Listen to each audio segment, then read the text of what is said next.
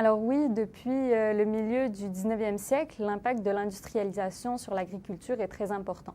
Le rôle du secteur primaire dans l'économie et celui des agriculteurs dans la production alimentaire sont considérablement réduits, mais cette réduction est en fait à l'origine d'une productivité élevée. Donc, la croissance démographique et la nécessité de nourrir environ 7 milliards de personnes, ainsi que la logique productiviste du marché et les possibilités au niveau technologique ont donné une impulsion à l'agriculture industrielle qui a dicté les modes de production alimentaire.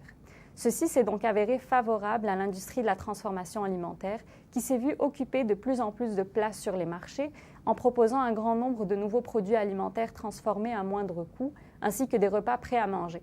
Cette alimentation industrielle, basée sur une agriculture elle-même industrielle, a jusqu'à nos jours des répercussions négatives sur l'environnement.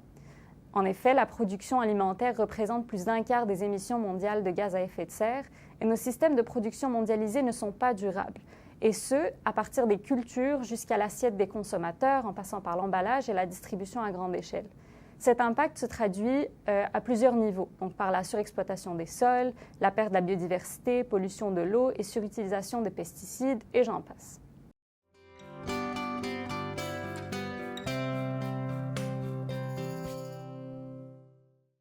Dans les dernières décennies, il y a eu beaucoup de littérature sur certaines barrières majeures à cette transition-là, en particulier ce qu'on appelle l'activité politique corporative des acteurs commerciaux, entre autres dans le développement de politiques publiques qui viseraient justement à améliorer différents aspects du système. Donc, l'activité politique corporative, ce sont les pratiques qui visent à sécuriser un traitement préférentiel, prévenir, façonner, contourner ou miner les politiques publiques de façon à maximiser les intérêts des corporations. Donc, par exemple, il y a certaines corporations producteurs de fertilisants ou de pesticides. On peut penser à des gros joueurs comme Bayer, anciennement nommé Monsanto, qui vont influencer les systèmes à l'aide de diverses stratégies, que ce soit par la production d'études scientifiques qui vont démontrer que leur produit est sain à un certain niveau, en faisant du lobby directement auprès des décideurs ou même auprès des professionnels de la santé comme les nutritionnistes, ou encore même des organisations qui ont pour mission d'améliorer le système alimentaire et qui sont financées par ces corporations. Ces différentes stratégies amènent des inégalités de pouvoir importantes au sein du système entre les différents acteurs. Donc, on sait que ces corporations ont beaucoup de ressources, ce qui leur permet justement d'être présents sur différents terrains. Donc, voilà.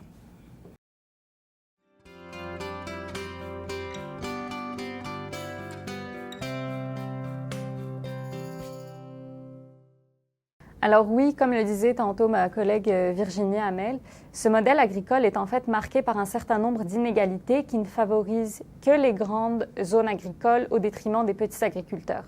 Par exemple, avec l'augmentation des subventions destinées autant aux aliments industriels qu'aux gros agriculteurs, l'agriculture capitaliste industrielle a pris de l'ampleur en dominant les marchés et en réduisant la part revenant aux petits agriculteurs, notamment dans les pays à faible revenu. Aussi, les petites exploitations agricoles sont de plus en plus soumises à une forte pression due, entre autres, à la concurrence d'exploitations hautement capitalisées, bénéficiaires du soutien des politiques publiques. Les agriculteurs sont donc confrontés au financement public et privé, aux difficultés d'accès à la terre, à l'accès au marché, à l'organisation du travail et évidemment à l'évolution continue de l'agriculture industrielle. Dans tout ce contexte, les aliments ultra-transformés représentent aussi un enjeu pour les agriculteurs en termes de revenus.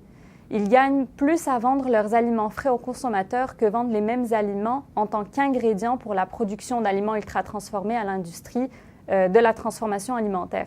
Justement, j'ai réalisé une étude avec Jean-Claude Moubarak et André Lemélin qui évaluait l'impact des dépenses des consommateurs en aliments frais et ultra-transformés sur la part de revenus des agriculteurs canadiens en 2017.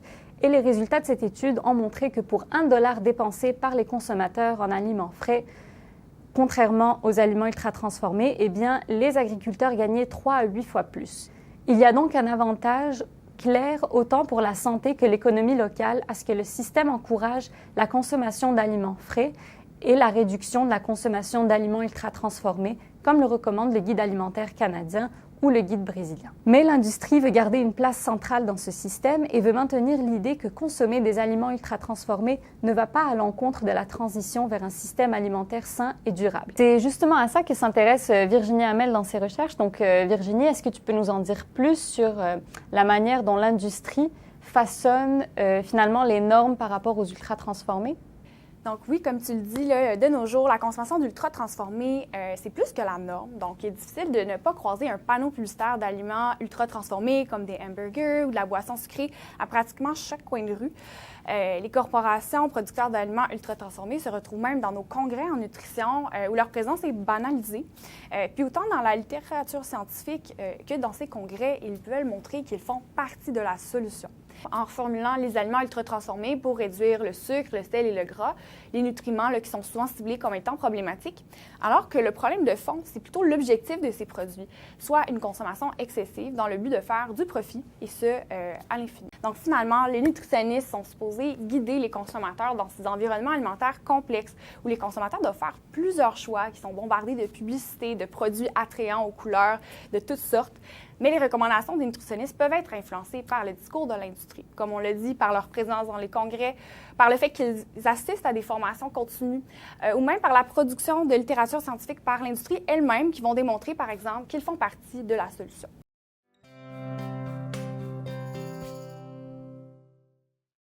Eh bien, en conclusion, je dirais qu'une mauvaise alimentation est due à plusieurs causes. C'est vrai qu'elle est étroitement liée au choix du consommateur. Donc, d'une part, ce choix va dépendre des commodités, des préférences, des normes culturelles, des connaissances, mais aussi des perceptions en matière de nutrition et de santé des aliments. Mais la mauvaise alimentation est aussi due à des facteurs qui font partie de ce qu'on appelle l'environnement alimentaire, qui est en amont du consommateur. Je pense par exemple au cadre conceptuel de Afshin, dans lequel il montre que les individus sont influencés par différents niveaux ancrés les uns dans les autres sur lesquels il est nécessaire d'agir afin de modifier les tendances.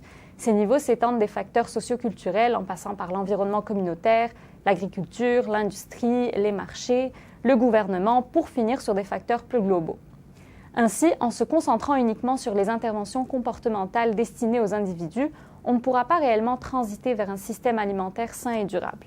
Il est donc nécessaire d'adopter une vision holistique de la saine alimentation en l'intégrant dans une panoplie de politiques publiques de différentes natures et ciblant différents aspects du système alimentaire. Mais Virginie, qu'est-ce qui pourrait nous aider à faire cette transition de façon concrète? En fait, je crois qu'il y a plusieurs niveaux là, sur lesquels, en tant que société, on peut agir. Donc, tout d'abord, au niveau du gouvernement. Le fait que le gouvernement reconnaisse le rôle des acteurs commerciaux dans l'inertie qu'on observe justement dans cette transition-là, en, par exemple, favorisant des références scientifiques qui sont indépendantes, qui sont libres de conflits d'intérêts. Dans leur prise de décision, par exemple, lorsqu'il est temps de définir une politique qui vise à réduire la consommation d'ultra-transformés, on peut penser à des taxes sur des boissons sucrées. Donc, au niveau des professionnels de la santé comme les nutritionnistes, donc on souhaite qu'ils ou elles soient mieux outillés pour reconnaître les nombreux canaux d'influence par lesquels l'industrie peut tenter là, de les joindre. On veut aussi que les professionnels de la santé participent activement à un plaidoyer pour des politiques publiques qui sont basées sur des données probantes, qui sont encore une fois libres de conflits d'intérêts. Puis, au niveau de l'individu, bien, on dit souvent que manger, c'est voter.